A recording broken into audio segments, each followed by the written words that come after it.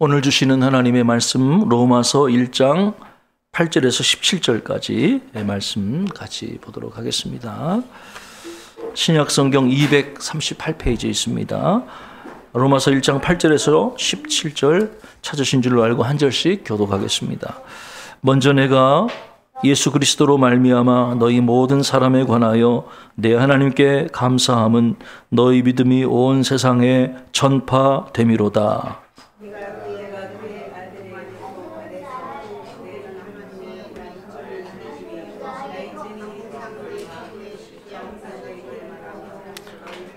어떻게 하든지 이제 하나님의 뜻 안에서 너희에게 나아갈 좋은 길 얻기를 구하노라.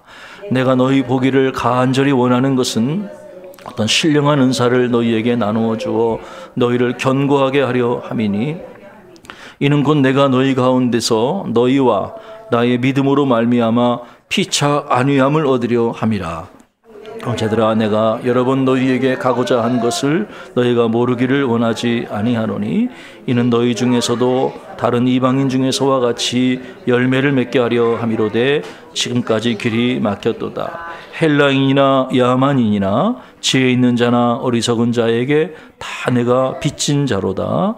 그러므로 나는 할 수 있는 대로 로마에 있는 너희에게도 복음 전하기를 원하노라. 내가 복음을 부끄러워하지 아니하노니 이 복음은 모든 믿는 자에게 구원을 주시는 하나님의 능력이 됨이라. 먼저는 유대인에게요 그리고 헬라인에게로다. 복음에는 하나님의 의가 나타나서 믿음으로 믿음에 이르게 하나니 기록된 바 오직 의인은 믿음으로 말미암아 살리라 함과 같으니라. 아멘. 중국 선교에 위대한 영향을 미쳤던 허드슨 테일러라는 분이 계십니다.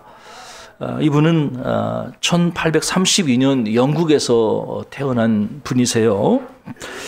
그분이 청소년 시절인 17살 때 하나님의 부름을 받습니다. 세계 선교를 위해 선교사로 헌신을 하게 되지요. 그리고 그가 의학을 공부하고 중국어를 열심히 공부해서 드디어 서원한 대로 이제 21살의 젊은 시기에 중국 상하이에 도착을 해서 선교 사역을 감당하게 됩니다. 그런데 그 당시만 해도 이 중국이라는 나라가 서양인에 대해서 굉장히 마음을 닫고 반감을 가지고 있던 그런 어려운 시기였습니다. 사역 초기에 허드슨 테일러는 굉장히 많은 어려움을 겪어야만 했죠. 재정적인 어려움도 있었고, 그리고 이 낯선 땅 중국이라는 나라에서 몸에 질병을 얻어서 굉장히 고통을 겪어야만 했어요. 그래서 결국 그의 그 5자녀 중에서 3자녀를 하나님께 보내드리게 되죠. 목숨을 잃게 됩니다. 그리고 그의 아내였던 마리아마저 폐렴에 걸려서 세상을 떠나게 되죠. 참 생각해보면은 중국 선교를 위해서 하나님께 자신의 삶을 드렸는데 3자녀를 하나님께 보내드리고 그 사랑하는 아내마저 세상을 이렇게 떠나면서 허드슨 테일러가 얼마나 많은 어려움과 또 낙심을 겪게 됐을까를 생각해보면 참 그가 가진 고통이야말로 큰 어려움이라고 생각을 합니다.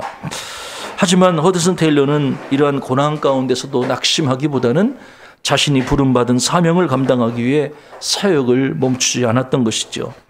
그는 결국 그 중국 내지 선교회라는 선교 기관을 창립을 했죠. 이 선교회는 재정적인 후원을 강요하지 않고 오직 페이스 미션, 믿음 선교, 하나님께 필요한 게 있으면 하나님께 달라고 기도를 하는 거예요. 기도하면서 후원자들에게 후원을 요청한 것이 아니라 필요들을 하나님께 구하면서 꿋꿋하게 사역을 감당하게 됐죠. 그래서 이 허드슨 테일러의 사역을 통해서 수백 명의 선교사가 중국 내지에 곳곳에 들어가서 교회를 개척하고 많은 사람들을 복음을 전해서 그리스도께 인도했다고 그래요. 그래서 수많은 중국인이 복음을 받아들였다고 하는 것이죠. 지금도 중국에는 많은 크리스찬들이 있어요. 우리나라 기독교인들보다 더 많은 수의 크리스찬들이 중국에 있어요. 이런 그 허드슨 테일러의 헌신적인 사역을 통해서 중국 선교에 큰 전환점이 마련이 되고 또 복음의 기초를 놓게 된 것이죠.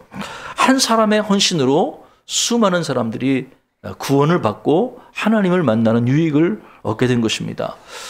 만약에 여러분들이 지금 여러분이 가장 소중한 한 사람에게 여러분이 마지막으로 단 한마디를 해야 한다면 여러분 그 소중한 사람에게 무슨 말을 해주고 싶으세요?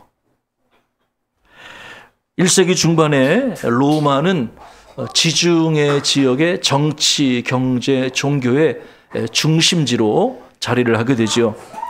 로마는 그 로마 숭배 사상이 자리 잡고 있었고, 그리고 헬레니즘 문화적으로는 헬레니즘 문화, 그리고 다신교가 성행하고 있던 그러한 제국이었죠.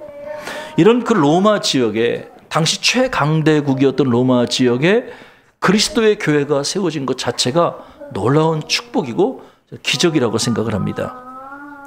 로마 교회가 어떻게 세워졌을까요? 학자들마다 로마 교회가 세워진 그것에 대해서 조금 다른 견해가 있습니다만은 가장 일반적인 견해는 이런 거예요. 사도행전 2장에 보면 오순절이 이르렀을 때 예루살렘의 마가의 다락방에 모여서 기도하던 120명의 제자들이 있었어요.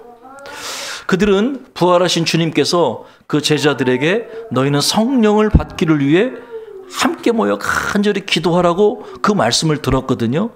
그래서 그 120명의 제자들, 마가의 다락방에 모였던 제자들이 성령 받기를 위해 함께 기도했습니다. 제가 2019년도에 이스라엘 성지순례를 가서 그들이 기도하던 마가의 다락방을 방문했던 적이 있어요. 우리 예배당보다 한 4배 정도 되는, 그리고 고가 굉장히 높은, 그러니까 우리가 다락방이라고 생각하는 그런 다락방이 아니고 큰 홀이 있었고 거기에 120명이 넉넉히 들어갈 수 있는 공간이었는데 거기서 그들이 성령 받기를 위해 간절히 기도했던 것이죠.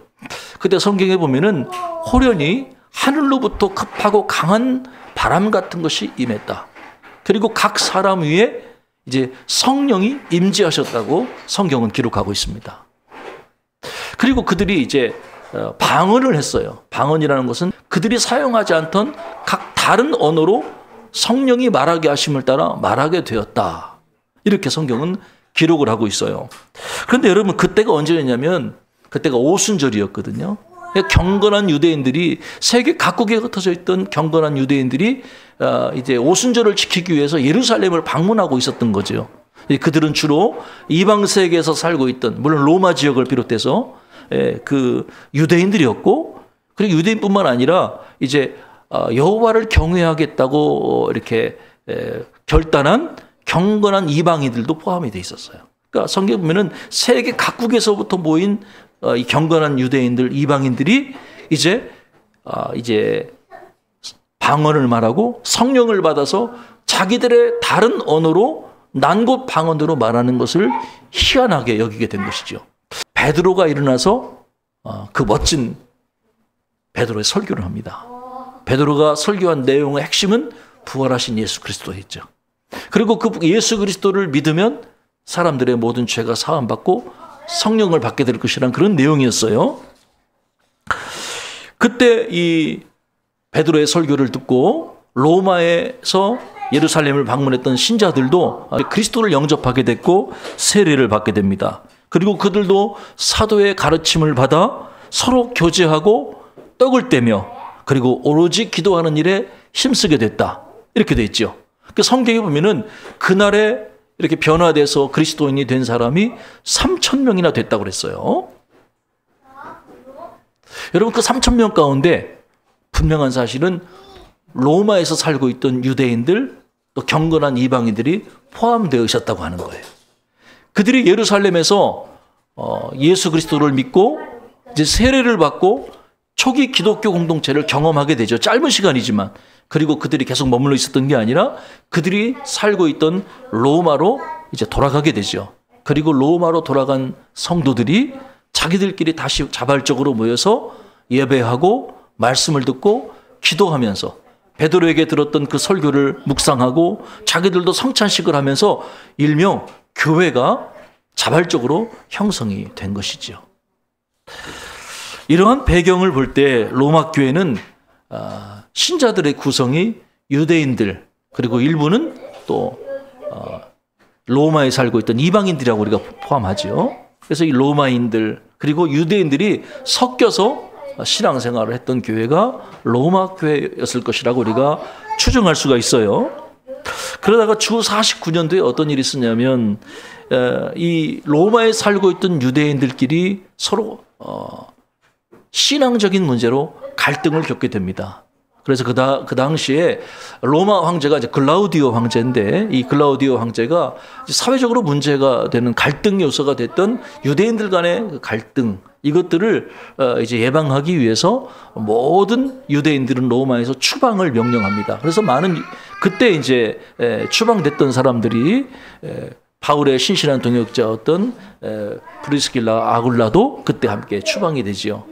그리고 몇 년 후에 또 54년도에 우리가 잘 아는 네로 황제가 로마를 다스리면서 추방되었던 유대인들이 다시 로마로 복귀를 하게 되는데 이때 또 다른 문제가 있었어요. 그게 뭐냐면 이제 유대인들과 이방인들 사이에 교리 논쟁이 벌어지게 됩니다. 그래서 또 적지 않은 교회 내 갈등을 겪게 되지요. 그 당시는 이제 로마 교회가 세워진 지 약 20년 정도 되었던 그런 시기였어요. 그때 사도 바울이 이 로마 교회가 겪고 있는 이 교리 논쟁, 이방인과 유대인들이 겪고 있는 이 교리 논쟁에 대해서 뭔가 도움을 주기를 원했죠. 그때 바울은 고린도에 있었거든요. 이 고린도에 머물러 있던 바울이 57년경에 편지를 로마 교회에 보내게 되는데 그 편지가 아주 유명한 로마서죠.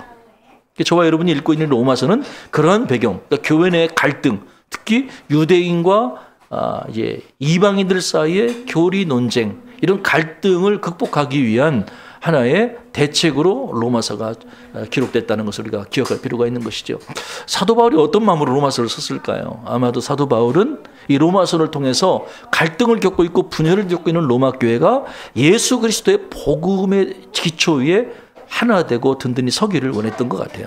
그래서 교회가 다시 한번 힘을 얻어서 든든히 복음 전파에 힘쓰도록 그런 마음을 가지고 사도 바울이 로마서를 썼을 거라고 생각을 합니다. 오늘 본문에 보면은 오늘 저와 여러분들이 이제 8절부터 읽었는데요.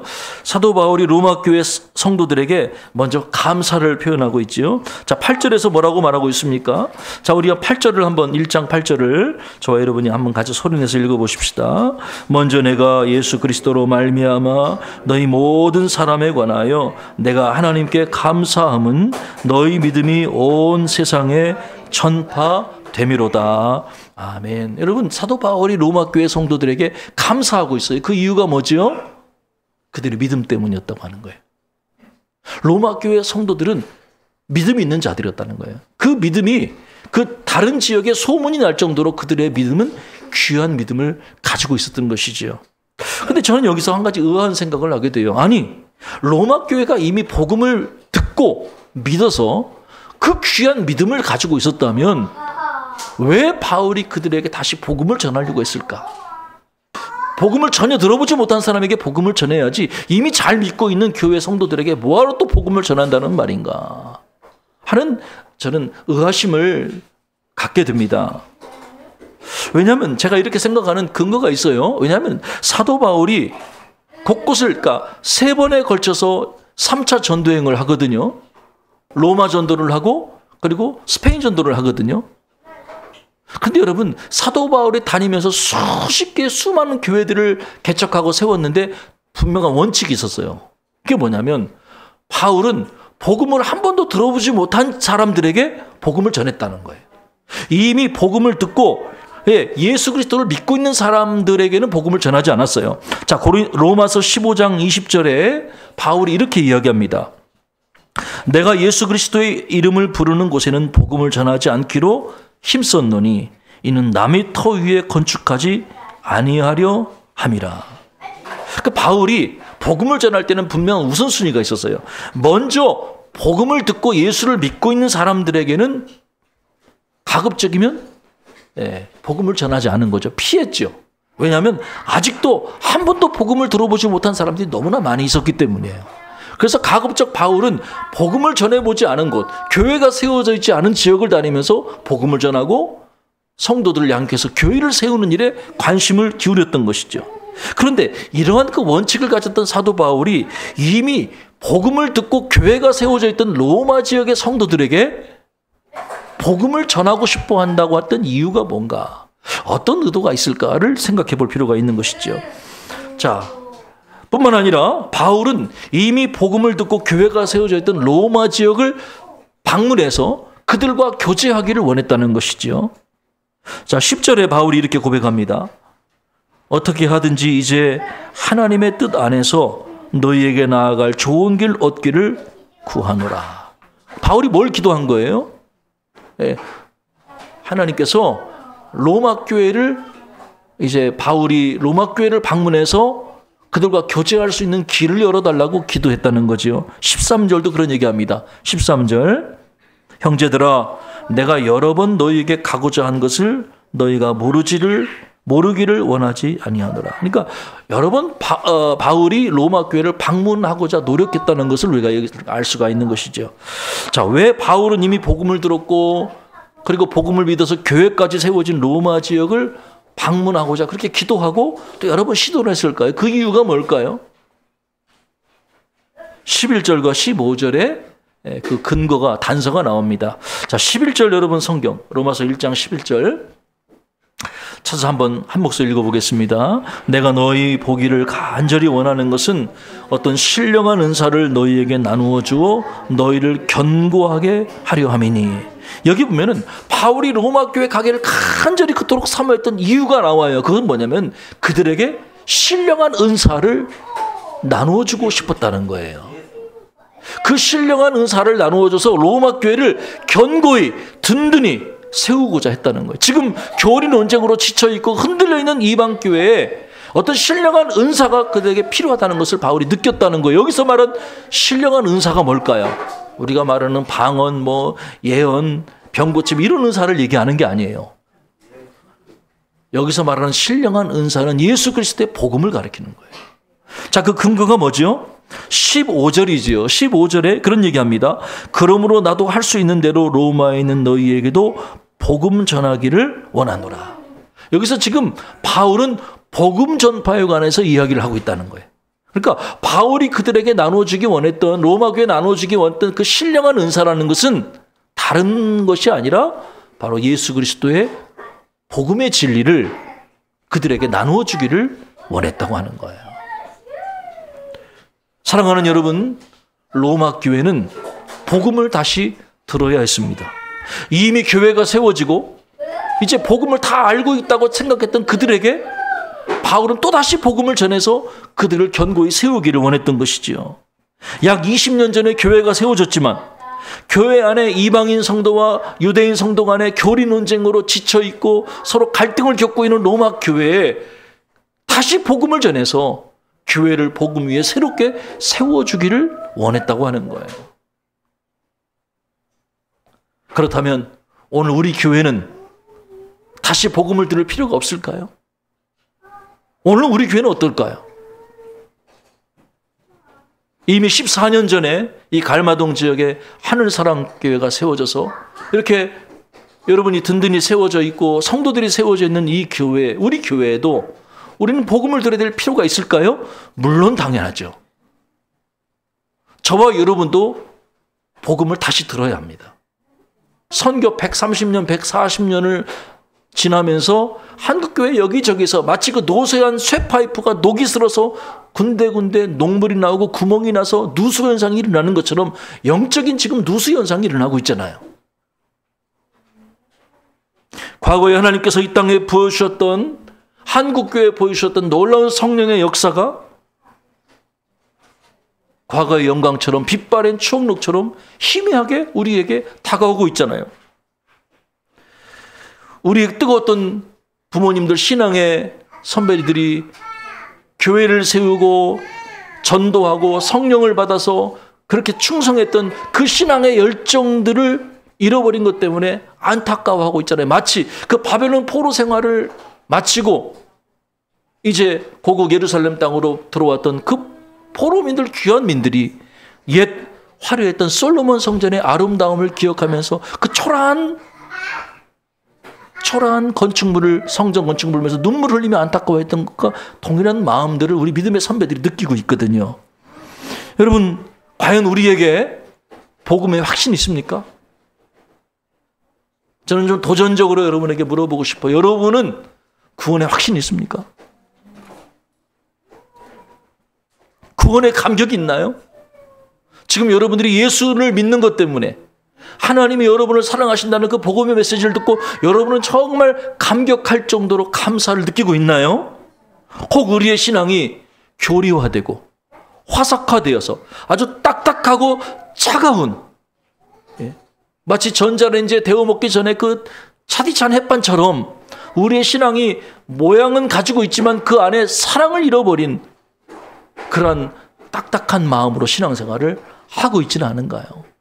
교회는 나왔지만 정말 하나님의 말씀을 듣고 싶고 내 삶의 변화를 경험하고 싶어서 간절한 마음으로 교회 나오는 것이 아니라 마지못해 내가 받은 직분 때문에 어쩔 수 없이 교회 나와서 이 자리를 채워주고 있지는 않나요? 예전에 서울의 사랑의 교회를 개척해서 훌륭하게 목회하시고 하늘나라에 가셨던 고옥하는 목사님이 계십니다. 그 옥하는 목사님이 어느 날 부활주일에 강단에 서서 부활절 첫 설교를 이렇게 문을 여셨어요. 여러분, 저는 지난 30년 동안 매년마다 부활절에 부활절 설교를 했습니다. 그런데 저는 아직도 부끄럽지만 부활의 참된 의미가 무엇인지를 제대로 알고 있지 못합니다. 지난 30년 동안 부활절 설교를 한 목사님도 나는 부활절의 참된 의미를 잘 제대로 알고 있지 못합니다라고 솔직하게 얘기하면서 부활절 설교를 이끌어 갔을 때 그 앞에 있던 청중들이 아유, 뻔한 설교 또 부활절 설교 하시네. 난 다 알고 있어라고 착각하며 앉아있던 성도들이 갑자기 긴장을 하면서 옷깃을 내밀면서 자기들의 영적 무지를 돌아보게 됐다고 하는 거예요. 저와 여러분이 예수 그리스도의 복음에 대해서 정확하게 그리고 깊이 있게 우리가 새로 듣고 음미하면서 우리가 믿는 것이 무엇인지를 확인할 필요가 있다는 것입니다. 기억하세요. 예수 그리스도의 복음은 한 번만 듣고 끝나는 게 아니에요. 예수 그리스도의 복음은 예전에 들었던 복음을 오늘 우리들이 듣고 또 들어야 합니다. 그래서 정말 내가 복음의 진리를 잊어버리지 않도록 우리는 항상 복음 듣기를 즐겨해야 하는 것이지요. 그 복음이 나의 삶에 영향을 주어야 한다는 것입니다. 우리가 잘 부르던 찬송가가 있어요. 주 예수 크신 사랑들 말해주시오. 나 항상 듣던 말씀 또 들려주시오. 저 배지 않는 천국 주 계신 곳 나 밝히 알아듣게 또 들려주시오. 나 항상 듣던 말씀 주 예수 크신 사랑 또 들려주시오. 나 항상 듣던 말씀 주 예수 크신 사랑 또 들려주시오. 여러분, 복음은 한 번 들어서는 안 돼요. 항상 잊지 않게 나가 항상 듣던 말씀 또 들려주세요. 복음을 새롭게 들어서 우리의 신앙에 아주 변화를 경험해야만 하는 것입니다. 영적 대각성 운동의 도구가 됐던 조지 휘필드라는 분이 계십니다. 20세기 초반의 나이에 그 조지 휘필드가 복음의 메시지를 새롭게 들었지요. 그리고 감격하며 다음과 같은 고백을 했다고 그래요. 오, 죄의 무게가 사라지고 수심에 잠긴 내 영혼에 하나님에 대한 사랑의 의식이 자리 잡게 됐을 때 내 영혼이 얼마나 큰 기쁨으로 가득 찼던가. 그것은 말로 설명할 수 없는 기쁨이었고 영광으로 가득 찬 기쁨이었다. 그날은 영원히 기억에 남을 날이었음이 분명하다. 내 기쁨은 마치 홍수처럼 강둑을 넘어 범람했다. 사랑하는 여러분,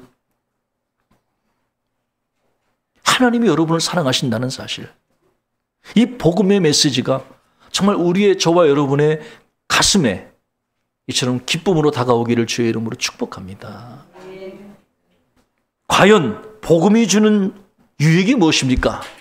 저는 오늘 본문에서 두 가지를 말씀드리고 싶어요. 복음이 주는 유익. 첫째로 복음이 우리를 구원합니다. 복음이 우리를 구원합니다. 16절입니다. 우리 한번 16절 소리내서 한 음성을 읽어보겠습니다. 내가 복음을 부끄러워하지 아니하노니 이 복음은 모든 믿는 자에게 구원을 주시는 하나님의 능력이 됨이라. 먼저는 유대인에게요, 그리고 헬라인에게로다. 아멘. 바울은 내가 복음을 부끄러워하지 않습니다라고 이야기합니다. 왜냐하면 이 복음이 모든 믿는 자에게 구원을 주시는 하나님의 능력이 되기 때문이라고 이야기하죠. 이것은 유대인에게나 헬라인에게나 차별이 없는 하나님의 사랑이라고 하는 거예요. 사랑하는 여러분, 오직 복음만이 저와 여러분을 천국으로 인도하고 우리를 하나님께로 인도합니다. 저와 여러분에게 승리로운 삶을 가져다 주는 것은 복음이에요. 복음. 예수 그리스도의 사랑이라고 하는 거예요. 왜냐하면 이 복음에는 하나님의 의의가 분명히 드러나기 때문이라는 것이죠. 성경에 보면은 잃어버린 아들을 찾는 이야기가 자주 등장하죠. 돌아온 탕자 이야기 여러분 잘 알고 계시죠? 그런데 여러분, 불교에서도 돌아온 탕자 이야기가 비슷한 이야기가 등장을 해요. 우리 기독교에서는 집 나갔던 자녀가 아버지 품에 돌아오는 것을 이제 탕자라고 얘기하는데, 불교에서는 탕자가 아니라 방자라고 표현을 해죠. 단어가 좀 달라요. 자, 이런 불교의 돌아온 방자 이야기를 좀 소개해 드릴까요? 한 방자가 집을 떠나서 오랜 기간 허랑방탕하며 자기의 젊음과 동원을 낭비했습니다. 그러다가 성경 이야기처럼 완전히 거짓골이 됐죠. 그러다가 아버지 생각을 하고 고향으로 돌아옵니다. 너무나 처절한 고통을 느꼈기에 이 돌아온 방자는 아버지의 얼굴을 기억조차 할 수 없게 됐어요.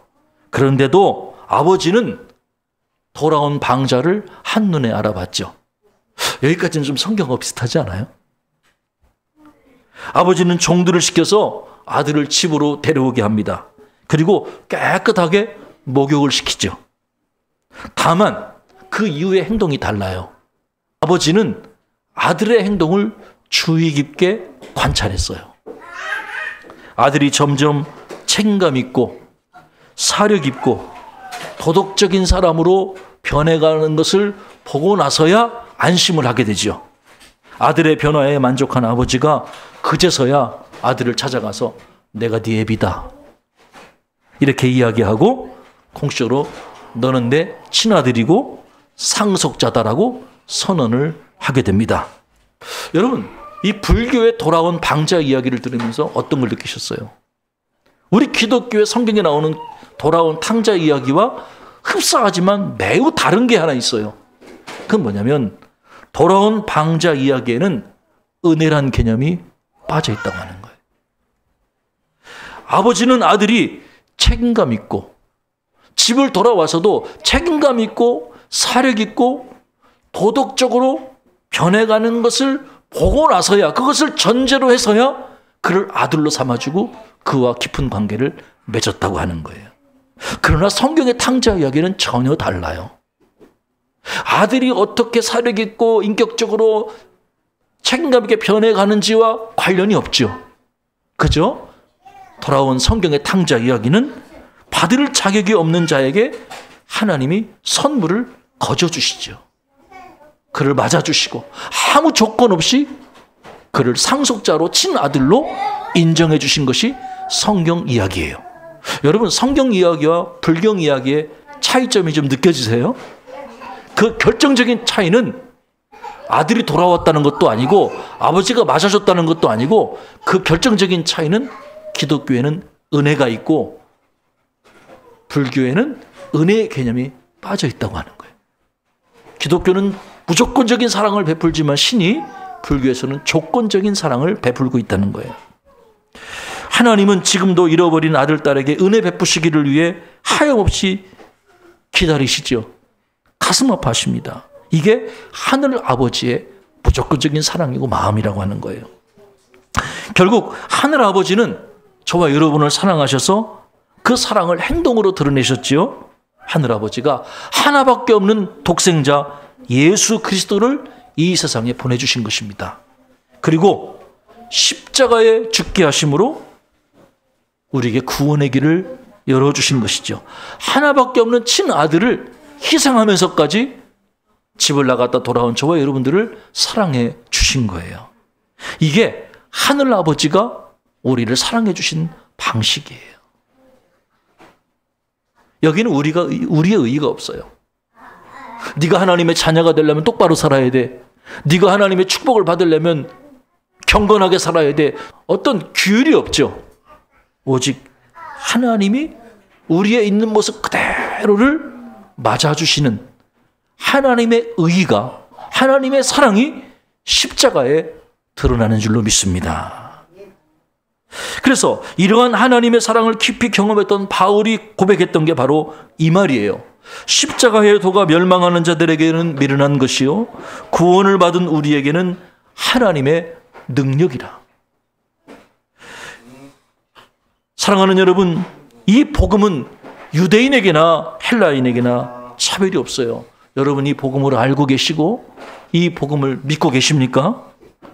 만약 여러분들이 이 복음 진리를 깊이 알지 못하고 깨닫지 못하고 확신이 없거들랑 여러분은 다시 복음을 들어야 합니다.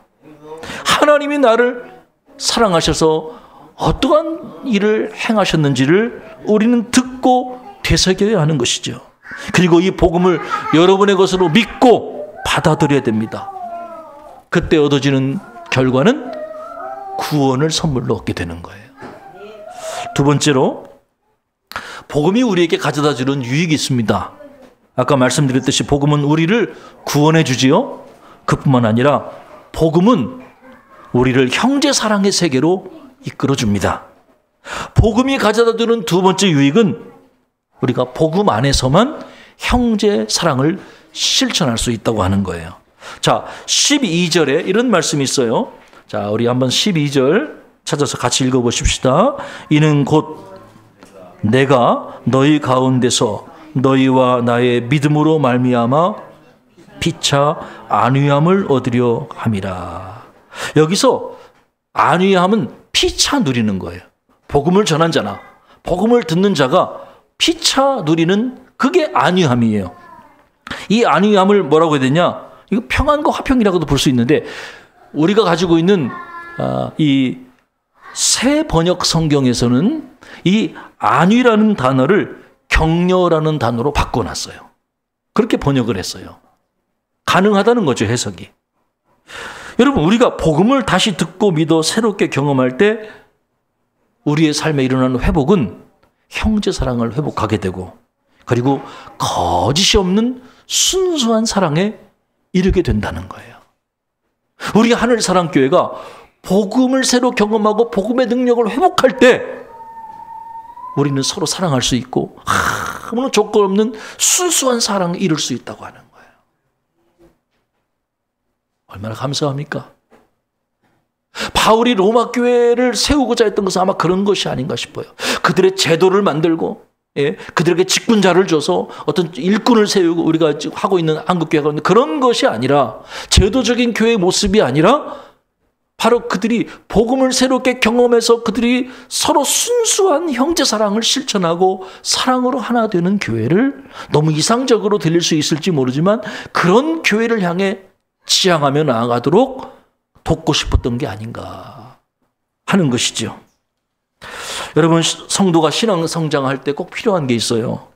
그건 가르침도 중요하지만 가르침보다 더 중요한 것은 아버지나 목자와 같은 존재의 사랑과 돌봄이 필요하다는 거예요. 신앙은 잘 기억하세요. 참 들어보세요. 양육자와 같은 돌봄과 교감 속에서 자라나는 거예요. 여러분, 우리 사랑하는 저 자녀들이 어떻게 자라죠? 여러분 어떻게 자라왔어요? 여러분 지식으로 자라온 게 아니에요. 부모님이 여러분을 돌보고 교감을 통해서 여러분을 양육시켜 주신 거예요. 부모가 혹 좀 못 배운 부모일지랄지라도 그래도 부모의 따뜻한 사랑 속에서 자녀들은 자라나는 거예요. 물론 지식이 있으면 좀 도움이 되겠지만 지식보다 더 중요한 것은 양육자라고 하는 거예요. 그러면서 여러분들이 유명 설교자의 설교를 이렇게 미디어로 듣고 신앙생활하는 것은 건강한 신앙생활이 결코 못 됩니다. 왜요? 유명 설교자가 여러분을 위해 기도할 수 없고 유명 설교자가 여러분의 아픔을 알 수 없기 때문이죠. 그거는 컨텐츠가 우리에게 전달되는 거지 그분과의 인격적인 교제가 우리에게 주어지는 게 아니에요. 우리는 자신의 사욕을 채워줄 이들을 따라서 신앙생활하고 있지 않은지 점검해 봐야 돼요. 특히 요즘에 유튜브를 통해서 설교를 많이 들으시는데 유튜브에는 여러분 알고리즘이라는 게 있어요. 여러분이 한번 검색하면 검색한 관련 주제들이 계속해서 여러분에게 추천 메뉴를 제공하죠. 그래서 유튜브 같은 이런 그 SNS, 인터넷 매체를 통해서 신앙적인 가르침을 받을 수는 있지만 중요한 것은 그것은 내가 거부할 수도 있고 취사 선택할 수 있다고 하는 거. 다시 말해서 내가 듣고 싶은 설교를 취향의 메시지를 듣고 나와 생각이 다른 것은 거절할 수 있다는 거예요.